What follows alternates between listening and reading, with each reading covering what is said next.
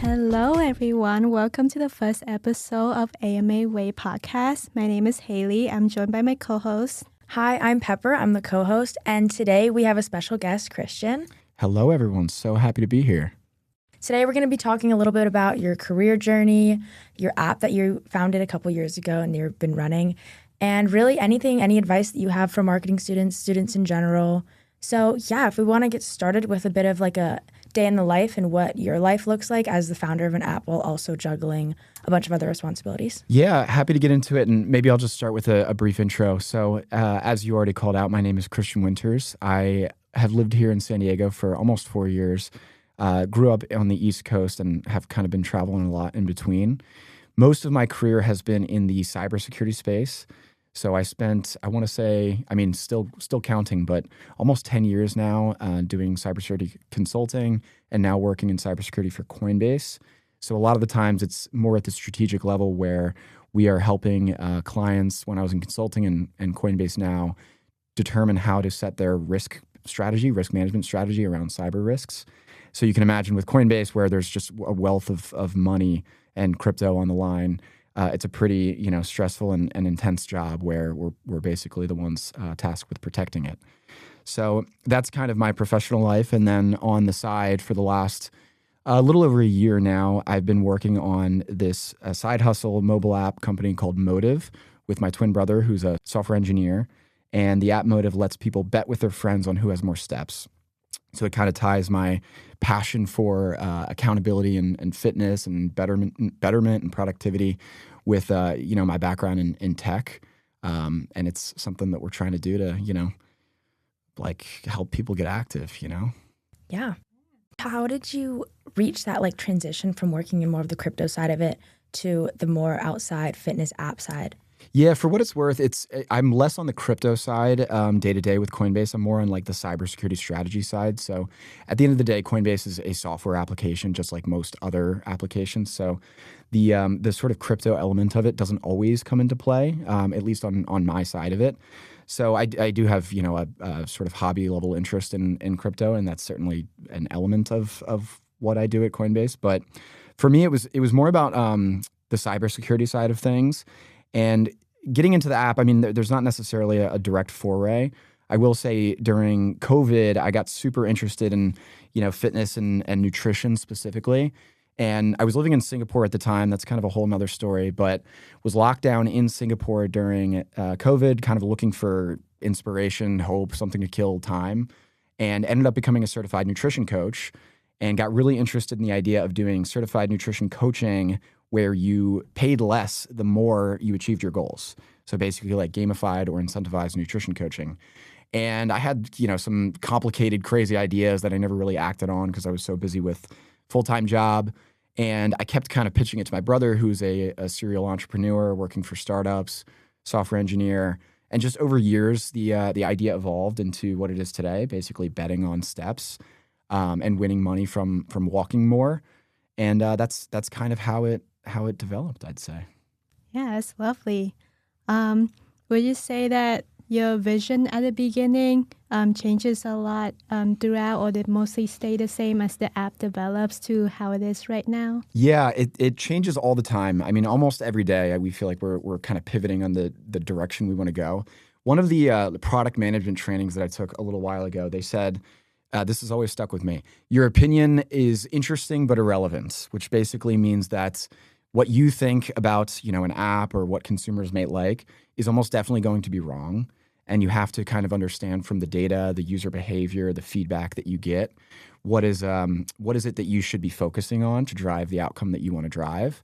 And you have to pivot in that direction. So if a user tells you that they want something that you never thought they would have wanted, you have to pivot and change your vision a little bit. So I'd say the core thesis of, incentivizing betterment, inspiring betterment through accountability, that has stayed the same.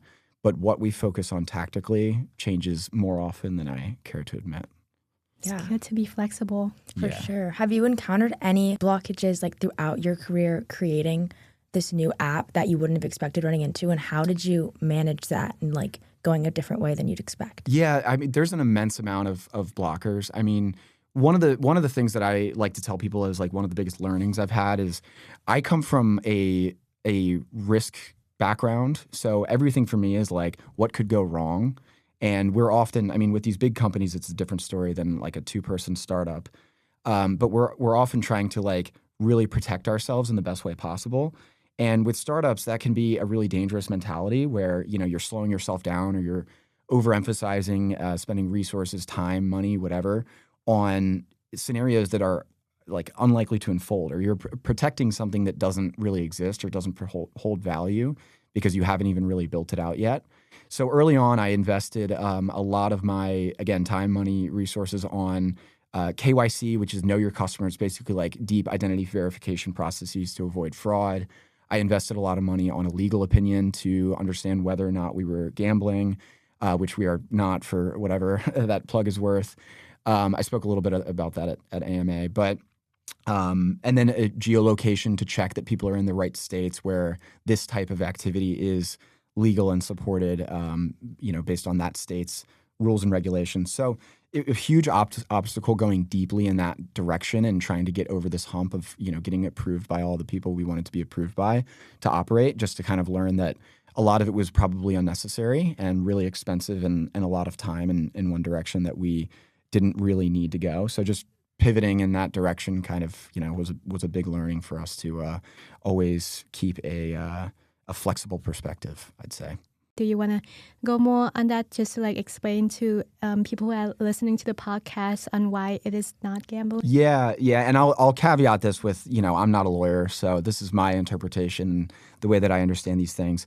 Maybe before I share the clarification as I understand it, I'll just share a little bit more about how the app works. So we say bet. It allows people to bet with your friends on who has more steps. Technically and legally speaking, it's not a bet. But the way it works is the 4 of us, could all put $5 into a step challenge. We set the duration. Let's say it's 3 days. At the end of it, we all put our money in the beginning. And then at the end of it, based on step data from devices you already use, like your iPhone, Apple Watch, Garmin, Whoop, whatever, whoever has the most steps, depending on the payout that you set, takes a portion of the pot. So it all kind of happens seamlessly and automatically. And really what you're having is a transfer of funds between peers. So because there's no house, one of the main reasons, like you have in a casino, you're dealing with, Vegas, the casino, there's no one setting bets, setting lines. It's basically just like an accountability challenge between friends. And the money trades hands between friends. We do take a fee on top. It's a 10%. You could consider it a platform or a transaction fee or an escrow fee or whatever. But it's very different from the house taking the bet and winning or not winning the pot. Now the second piece, to ramble on a little bit, is that it's a challenge, or rather, it's specifically and legally classified as a contest of skill, which means that it's based on skill and not chance. So the reason for that is that the users or the participants are in full control of the outcome. So simply put, if you want to win the challenge, you just walk more. You might have to walk a lot, but you can technically fully control whether or not you take the money. Whereas with chance, of course, a roulette ball, the flip of a card in a deck, it's pretty out of control of the participant.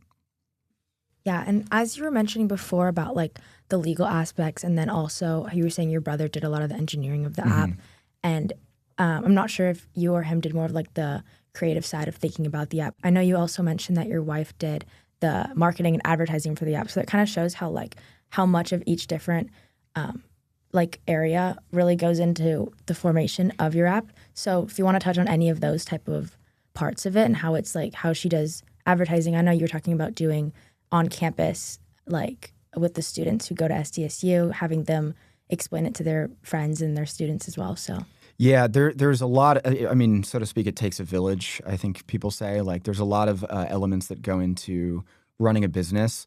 There's a lot of elements that go into building an app, but beyond that, there's a lot of elements that go into running a business. And we're fortunate in the sense that my twin brother and I, the founders, the really main people involved in the app, we have a complementary skill set such that we both kind of have the capabilities collectively that it takes to build and then run and grow that app. But I'm also very fortunate to have a wife who's very adept at social media and has developed a following for her full-time job, with the Amazon Beauty account. Now I think over 250,000 followers. And then, I mean, it's a shameless plug, but our dog has 40,000 followers on Instagram or something like that. So for her to run the socials and help give us sort of that like creative, thinking or leadership to be able to help us hit the market that we want to hit has been just amazingly helpful. That said, I think there's a lot of things you need to know to start and run a business, but I think there's so many resources out there for which you can learn those things. Most of the things that I've done have been things that I've learned on the fly, just with some of the resources that are kind of now available to everyone. So I encourage anyone to not be intimidated by, what experience you may or may not have. Just be committed to figuring it out and learning as you go. Right. To dig a little deeper on that, what skills would you say have been the most valuable in your professional career? The number one thing that I will always say, which is highly intangible and probably a bit of a unique answer, is the ability to figure it out. What that means is like someone gives you a task, someone asks you to do something, whether it's a boss, a manager, or even like, in some ways like a customer is kind of in some way asking you to do something. Just plotting the problem, figuring out what they really need, proposing a solution, and executing towards that solution. It's highly intangible, especially when you kind of put all the pieces together, but it's, in my opinion, the most important thing anyone does in any job, anywhere.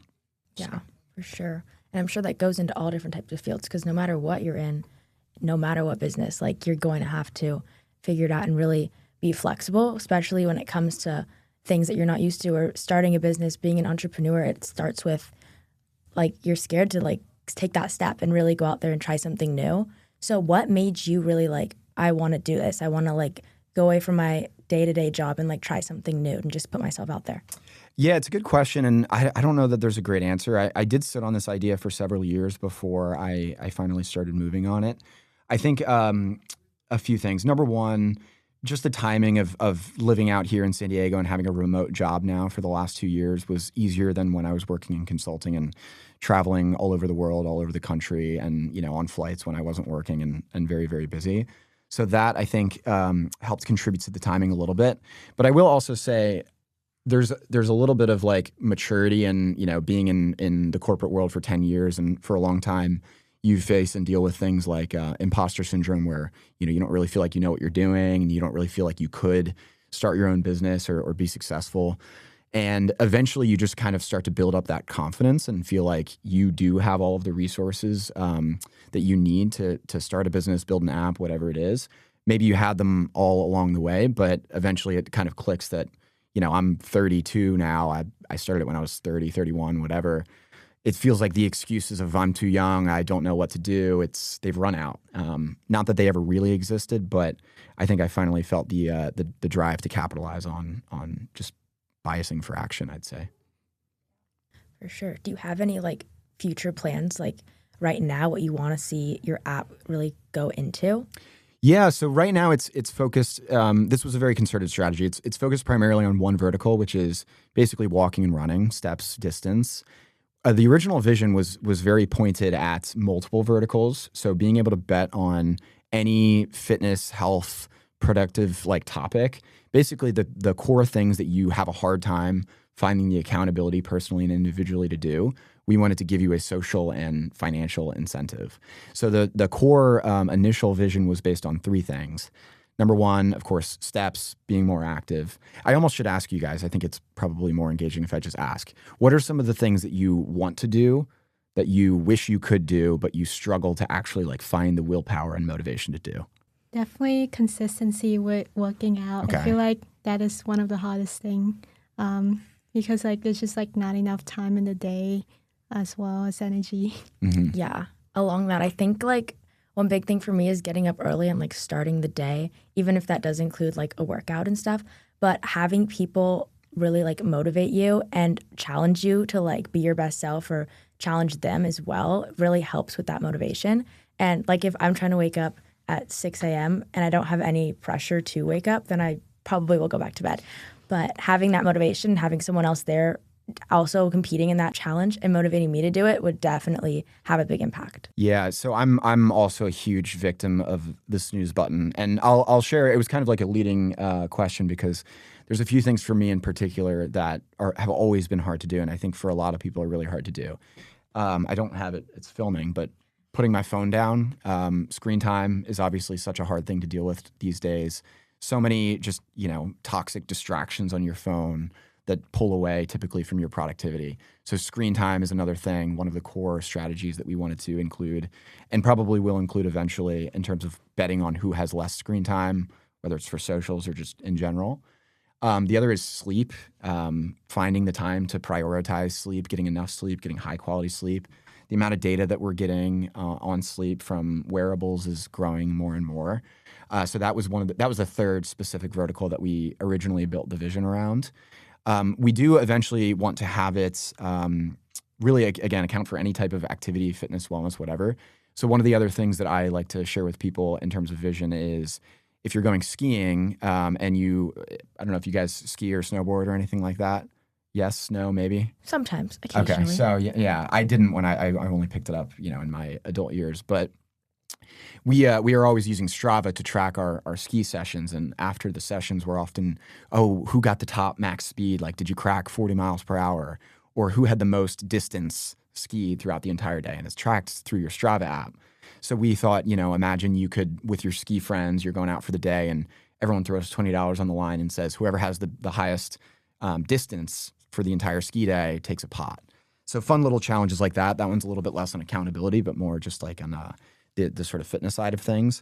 But we want to be able to bet on, any fitness health goal that people struggle with. So you mentioned that your vision since the beginning changes a lot as you continue to remain more flexible and adapt to, the needs of consumers. So what's something about developing an app or being an entrepreneur that people don't really think about before getting into it? Like, what advice would you give? Yeah, it's super hard. There's so many elements to it, and a lot of things come to mind. Something that I think I said during the presentation that I'll say again is I had this it was almost a fear when it happened when we built the app and put it on the App Store. If you're not familiar, there's this pretty long, onerous process of obviously building the app, but then getting it reviewed and approved by, in our case, Apple. It's a lot of back and forth, a lot of long review cycles, a lot of tricky little things that they ask you to fix or clarify or whatever. And when we finally got it approved, I was so thrilled and excited, and I was afraid to finally release it, thinking that everyone's going to download this app. They're going to have a lot of criticism, feedback. Of course, there's always more things that you want to do, and there's real money involved. So what if something goes wrong? And you release it and kind of just brace for impacts, and then nothing happens because there are, I don't know the real number, tens, probably hundreds of thousands of apps on the App Store. And it's just not that easy to release an app and have anyone care. So the biggest misconception for me was you really have to invest probably most of your time, not building the app, but building, the marketing growth channels, the engagement, the stickiness, the retention in the app that makes people, the virality that makes people actually use it. And that's the really, really hard part that any successful entrepreneur for a mobile app is getting right and doing really well. And I know in the GBM, you also showed a few of the advertising techniques, the videos that you guys were using to promote the app. What do you think was the most successful way of really getting the app out there at first and having people hear about it? Yeah, another interesting question that's kind of hard to answer. There's a handful of different verticals that we use to promote the app. A lot of it, without going into the full presentation style overview of each vertical we hit into, the main one that we found the most success with in terms of just pure growth is paid media. So we advertise on Meta. There's a lot of platforms for which you can basically pay these platforms to deliver your content as ads to users. The most common, there's probably a lot that are common and well-known, but Meta is one of the most common and biggest where they're delivering your content to audiences they think will do whatever you want them to do, whether it's install an app, go to your website, whatever. They deliver that content to the users most likely to do that. You pay, and then, of course, they take the action, in this case, install the app. So that's been the most successful in terms of actually generating users because it's the highest reach, it's the most scalable. But what we found, which is perhaps unsurprising, is that the quality of those users is quite low. Like the intent of those users to, identify an app, go through the sign-in process, understand the app, and then take a step, no pun intended, deposit money or start a challenge or invite a friend is very low. But when you get a little bit more, intimate with your audience, whether it's through like an event or a referral or even like an influencer where someone is hearing about this app, not from an ad on the internet from someone they've never heard of, but rather from like a close friend or you as the founder who can explain it, showcase the vision a little bit better, you're more likely to have a higher quality user. So going back to what you mentioned before, and obviously like one of the root reasons I end up being here is one of the ways we've tried to do that is through student ambassadors, specifically at San Diego State. So that's a good way to get people to tap into their circles and invite people where they already have established trust and hopefully grow the user base through virality of the app and just challenging your friends implicitly. Yeah, for sure. I saw you guys tabling at SDSU. Yeah. I think that was yesterday. Yeah.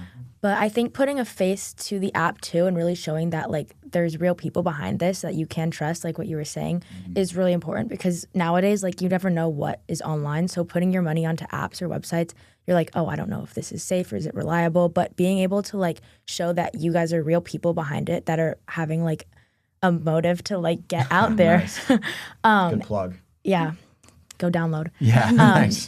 But yeah, I think that's really cool. And I think it's a good way to really get people to trust you and build that credibility early on. Yeah, absolutely. It's really important. There's so much competition, so much quantity, I'd say, over quality out there and the internet, of course, like AI accelerating the ability for people to develop and all of that. It just creates this emphasis on like authenticity and, being able to relate it back to like something real, like something human, something trustworthy. To your point, especially when money's on the line. So yeah, completely agree. More on like the other side of things, moving past the marketing, have you guys ever thought about putting like advertisements onto your app for another way for you guys to make money? That's a really, really good question, like a really astute thought. We have thought about it, and I'll say never.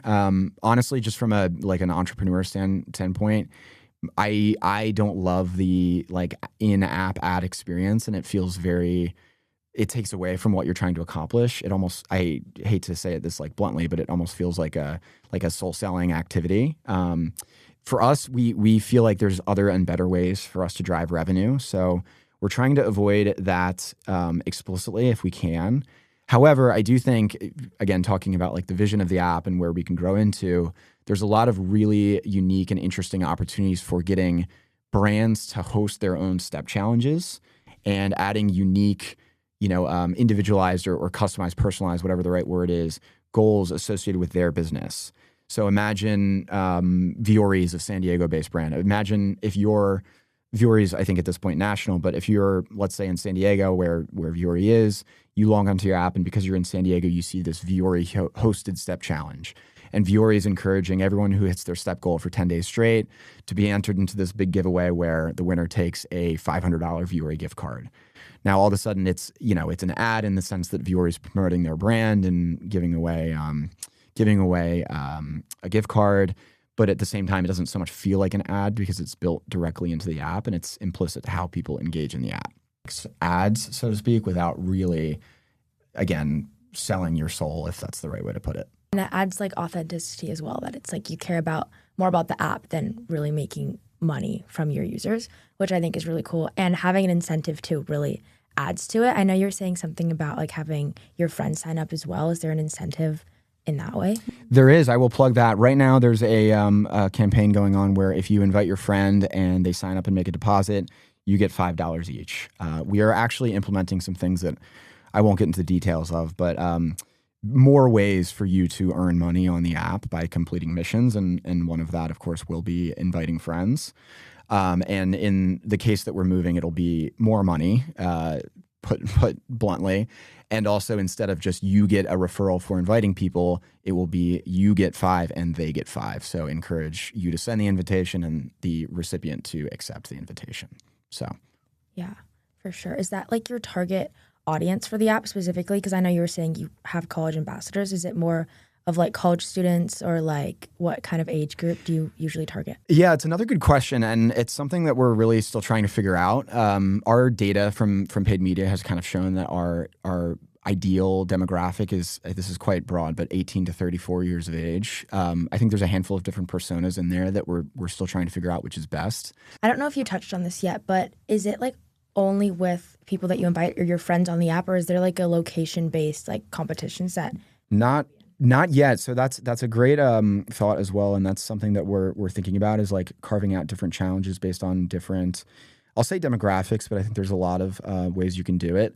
Location is one, so you could have only people in San Diego, for example, are able to join. Even as granular as only people at SDSU are able to join. Again, we don't have that yet, but we certainly could. And I'll back up before I say the next thing. Right now, we have what we consider to be private challenges and public challenges. Private challenges are invite only, so anyone with a link, anyone you invite, anyone you add in the app can join.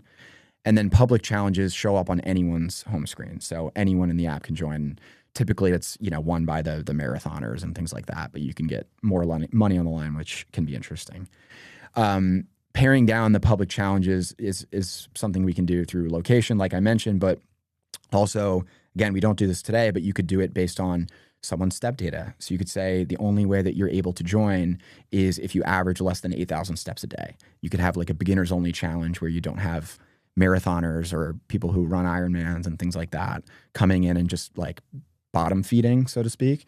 So there's a lot of different ways that we might take this, but right now, yeah, just general public, general private. Yeah, I know a lot of people also experience like types of burnout when it comes to really pursuing types of goals that they have. What do you think has helped motivate you to push you forward and keep going? Any type of like advice that someone has told you that's really stuck with you? Yeah, that's another good one. So, I mean, it really comes down to like what motivates people individually. And, I do feel very strongly about this, like the vision of trying to get people to be more active and like basically unlock their full potential. And I think like most people, I've just so many times fallen victim to the productivity lapse that comes with, the snooze button really making you want to hit it, or, all the distractions that come with not going to the gym, not going for a run, not putting your phone down, whatever it is. And I want to help people. I just think there's so much power in accountability, and I think there's such an opportunity. So that's what motivates me to keep going. And obviously the idea of like being financially independent, working for yourself, not having to succumb to the sort of trials and tribulations of the corporate world, all of that's a motivation as well. And I do think that like persistence goes a long way, and resilience goes a long way in terms of like showing up every day and really committing to something. So that's for me. I think for anyone else, it's just like you have to decide what it is that you really want, and wholeheartedly devote yourself to that thing, whether it's an app or some other. Yeah, I mean, it could be a corporate job, it could be a personal pursuit, it could be a relationship, it could be anything. But if there's a famous quote again that I'll butcher, but it's like, if you have a strong enough why, then you can achieve any how, or any what, or something like that. So I think that's what it comes down to. Yeah, and I think the name also of the app is really good, because I hear us like saying that word a lot, motivation and motivate. Yeah. So that was a good one. Yeah, there's a funny story about the name too. Motiv is obviously the name now. This is our third name. Really only our first like proper public name. But when we started, there was a ChatGPT inspired name called Shame On, kind of like game on, but like promoting shame. Based on the reactions, I feel like I made the right choice and not proceeding with that one. And then the second one, it was called Better, which I actually thought was a really good name. And it was playing on the double meaning of betting, but also bettering yourself. And we decided not to do that one because we didn't want to overemphasize betting, because again, technically speaking, that's not what we're doing. And I think Jake Paul has an app or an actual betting platform called Better. So we figured we'd stay away from that. So yeah, we landed on Motiv. Yeah. Good choice. Yeah. Yeah. I think it really shows also like the real goal of the app is to motivate and to better people. Like it's more of like a personal development app as well, not only your social network, but also for yourself, which I think is really cool. Absolutely. Yeah. It's all about productivity and betterment at its core. So we try to push into that as much as possible. Yeah. Would you say you're more of a structured planner when it comes to your workflow, or do you kind of go with the flow more? I wish I had more structure. Unfortunately, I think I'm a little bit more type B, lean into the chaos and just figure things out as I go. That's definitely not the right answer. And I definitely recommend people following whatever structure works for them. But for me, with all of the things going on and, trying to balance a million things, I definitely fall victim to shiny object syndrome where you start getting really focused working on one thing and then all of a sudden you have another thought, oh, I had to do this. And another thought, oh, let me do that.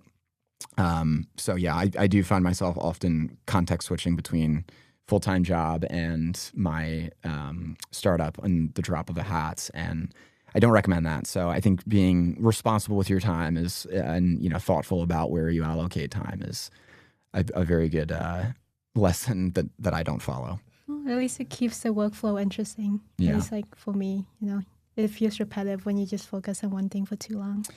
What I recall from college is, you're doing a lot of context switching as well, where you have, 5-6 classes and each one, maybe you get out of one class, you have a lot of work in another, and it's very difficult to stay focused. I mean, obviously layer on all personal commitments, job, clubs, whatever.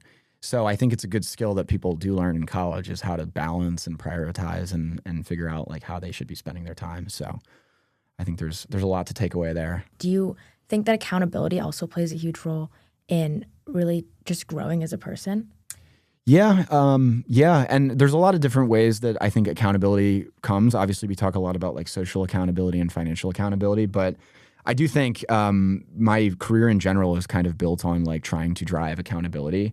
Accountability, like I said, it manifests in lots of different forms. In the cybersecurity world, there's a lot of conversation about how do you hold different members of an organization accountable to do the things that they should do from a security standpoint.